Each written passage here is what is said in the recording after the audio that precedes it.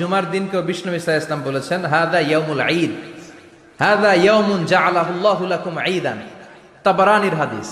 বিষ্ণু বলেছেন এটা এমন দিন যে দিনটাকে আল্লাহ তাআলা তোমাদের জন্য ঈদের দিন হিসেবে ঘোষণা দিয়েছেন। পড়েন আলহামদুলিল্লাহ। আল্লাহ তাআলার একটা বৈশিষ্ট্য হচ্ছে সুন্নাতুল্লাহি ফিত তাফদীল। এক এক জিনিসের উপর আল্লাহ এক এক জিনিসকে বৈশিষ্ট্যমণ্ডিত করেন, মর্যাদা দান করেন। ফাদ্দালা জামানান আলা জামান কামা ফাদ্দালা মাকানান আলা মাকান, ইনসানান আলা ইনসান। আল্লাহ ব্যক্তির উপর ব্যক্তিকে প্রাধান্য দেন, আল্লাহ সময়ের উপর সময়কে প্রাধান্য দেন, আল্লাহ স্থানের উপর স্থানকে প্রাধান্য দেন। এটা আল্লাহর সুন্নাত।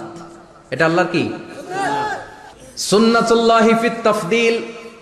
ফাদ্দালা জামানান আলা জামান কামা ফাদ্দালা মাকানান আলা মাকান, ইনসানান আলা ইনসান। পৃথিবীর সব মানুষগুলো এক রকম নয়, এক মর্যাদার নয়। আবার লক্ষাধিক নবী